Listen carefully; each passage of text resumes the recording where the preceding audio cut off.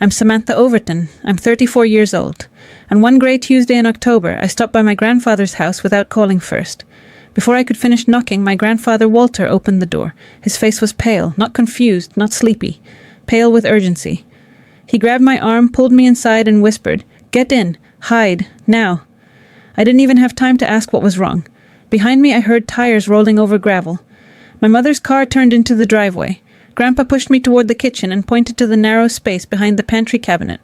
I squeezed myself into the gap, heart thundering so hard I thought they'd hear it through the wall.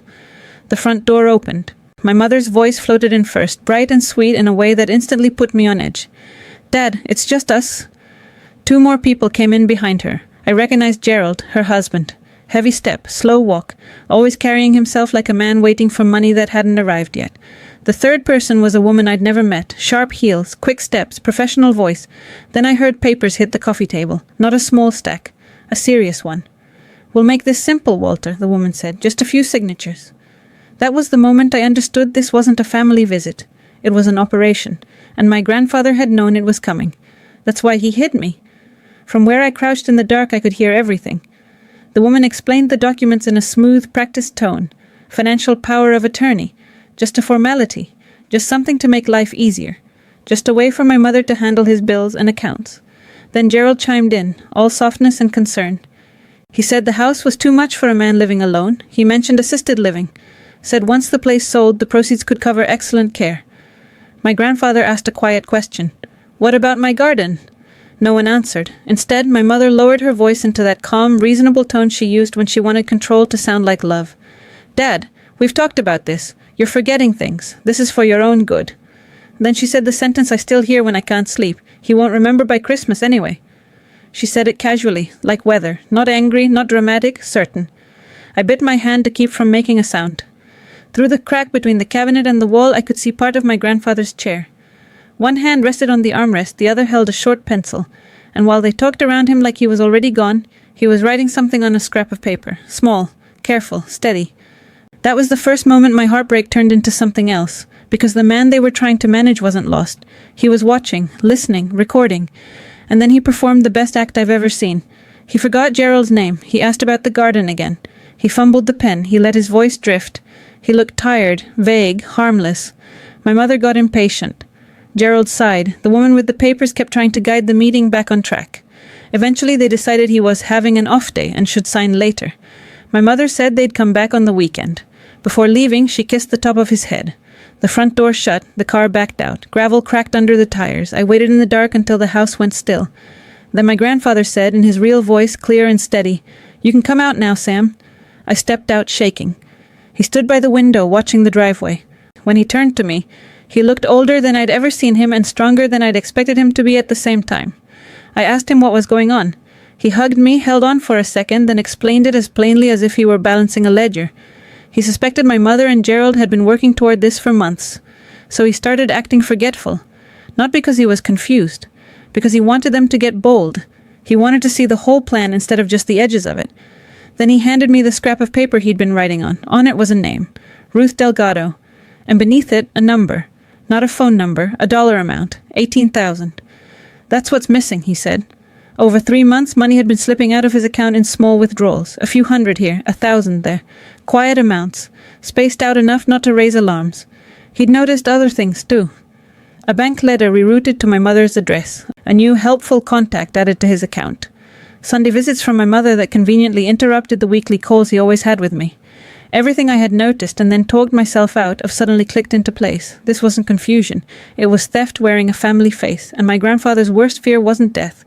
It was being erased while he was still alive, sent away, declared incapable, voted out of his own life. I looked at the unsigned papers still sitting on the coffee table and said the only thing I could say. "They are not taking this house," he nodded once. "Then we'd better move fast," he said. "She still has a key." That night I didn't sleep. I'm a geriatric nurse. I've seen too many versions of this story from the sidelines. Families calling concern what is really control. Adult children taking over for safety, while an older parent slowly loses access to money, choices, privacy, dignity. I started researching, making notes, building a timeline. Then first thing in the morning, I called Ruth Delgado. She remembered my grandfather immediately, and when I explained what was happening, her tone sharpened. She told me we still had a chance, but only if we moved before he signed anything. We needed 3 things: proof he was mentally competent, a paper trail showing what had already happened with the money, and a report to Adult Protective Services. Then she gave me the most important warning of all. If they get that signature, she said, everything becomes harder. So I used the one advantage I had, my work. I called Dr. Hale, a geriatrician I'd worked alongside for years. Careful, respected, impossible to bully, impossible to charm past the facts. He scheduled my grandfather for a full cognitive evaluation 2 days later. Not a favor, not a shortcut. A real examination that would stand up anywhere. When I told Grandpa, he said, "Good, let them say I'm gone. I'll prove I'm here." Meanwhile, my mother called me. Her voice came sugar-coated. That was my first warning. She said she'd been worried about Grandpa, said he was slipping, said she and Gerald were just trying to protect him. Underneath every word was the real question. How much do you know? The old version of me would have reassured her, smoothed it over, offered her comfort so the conversation could end quietly. Instead, I gave her nothing. "That's sad," I said, and stopped talking. She shifted strategies immediately, mentioned Grandpa's upcoming 80th birthday, said the whole family would be there, neighbors too, even the pastor. "It'll be lovely," she said. But what I heard was this: she was building a stage. The next day I took my grandfather to the bank. He asked to have his mailing address changed back to his own home, asked for transaction records, asked why Gerald had been added to one account. The banker went red answering him. Everything had been done through proper-looking channels, limited authorization, notarized paperwork, requests made for his convenience. Then came the part that chilled me. Someone had already called the bank to let them know a financial power of attorney naming my mother would be arriving soon, so they could be ready to process it immediately. The rails had been laid. All they needed was his signature. That night I tracked down the woman with the heels, Ranata Pool. She called herself an elder care consultant. What she actually was, from what I found, was a notary who specialized in transitions and got paid when elderly people signed quickly and inconvenient family members weren't around to interfere. One review described her helping secure a signature from an older man while he was medicated. Another described pressure, speed, urgency. And then I found a block on her booking schedule. Saturday afternoon, my grandfather's birthday. My mother wasn't planning a celebration. She was planning a witness signing disguised as one. Thursday, Dr. Hale examined my grandfather for nearly 2 hours. When it was over, he looked at me and said plainly, "Your grandfather is fully competent. Excellent recall. Sound judgment, fully oriented." He put it all in writing. That was our wall. On the ride home, Grandpa handed me an old cookie tin that had belonged to my grandmother. "Open it alone," he said. "Read the letter first." That night I sat at my kitchen table and did exactly that. Inside was a letter from my grandmother Nora, written before she died. It wasn't sentimental in the way I expected. It was honest. She wrote that money changes families, that old resentments grow teeth when inheritance enters the room.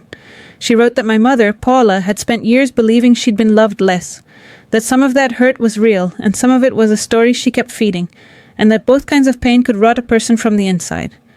Then underneath that letter were the real documents, my grandfather's original will, and a deed of intention. The house had never been meant as a prize to divide. It was meant to fund a nursing scholarship in my grandmother's name, for young women who needed help getting through school.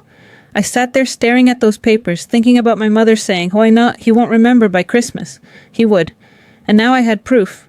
Friday, I filed the report with Adult Protective Services. I kept emotion out of it and gave them facts. Forwarded mail, unauthorized withdrawals, Gerald's access, the pending power of attorney, Renata's role, Dr. Hale's evaluation. An investigation was opened. But the caseworker was honest. It would take time. Weeks, probably. And I knew then that no official system was going to arrive fast enough to save my grandfather at that party. If he was going to be protected, it would happen in that living room. My mother sensed the ground shifting. Her next call had no warmth in it. She accused me of interfering, of embarrassing the family, of tearing everyone apart. Then she reached for the oldest weapon she had, guilt. A real daughter would trust her mother. For most of my life, that sentence would have folded me, but something in me had changed. "I love Grandpa," I said, "and I'm not going to be quiet." She hung up. That should have felt terrifying. Instead, for the first time in years, it felt like standing on solid ground. Then she escalated. She changed the locks at my grandfather's house for his safety. She told relatives I was manipulating him. She cut off access. For 2 days, I couldn't reach him. That silence was brutal. Then I got help through the one lane she couldn't easily block. A legitimate wellness visit. A friend of mine named Denise ran a licensed home health service. My grandfather requested a check-in himself. Denise went. Afterwards, she called me from her car. "He's fine," she said. Clear, steady, fully aware. Then she passed on his message. Before the locks were changed, he had quietly signed a narrow legal authorization with Ruth Delgado, giving her standing to protect his financial interests. Not a surrender of control, a precise defense. That's when I realized something important. I wasn't rescuing him. We were working together. He had chosen his ally. He had gathered his evidence. He had picked his moment. And he had one more instruction for me. Let them bring the papers. So we prepared. Ruth's advice was simple and brilliant. Don't accuse your mother too early. Let her commit to the story in front of everyone. Then answer performance with proof. So I built a folder. Dr. Hale's evaluation, the bank printouts, proof of Gerald's account access, confirmation of the APS investigation, Renata's records, my grandmother's letter, the will, the deed of intention, page by page, fact by fact. The night before the party, my grandfather called me. He reminded me of the words he had whispered the day this started. Get in, hide, now. Then he said, tomorrow is the last day you ever hide from your mother. I cried after we hung up, not because I was scared, because he was right. Saturday came. The house looked beautiful. That was the cruelest part. Gold balloons, a big sheet cake, casseroles on the table, neighbors laughing, the pastor smiling, and in the center of it all, my mother, graceful, radiant, playing the devoted daughter so perfectly it made me feel sick. Gerald watched the room from the wall. Renata stood off to one side with a leather folio under her arm. My grandfather sat by the window looking small and foggy, still in character. I stood near the fireplace with my folder in my hands and waited. Then my mother tapped her fork against the glass. The room quieted. She began her speech.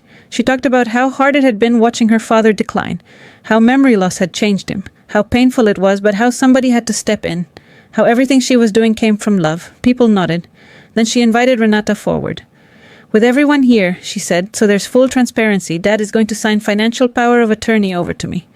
The papers were set out. The pen was uncapped. My grandfather looked at it and asked in a soft, confused voice, is it time for cake?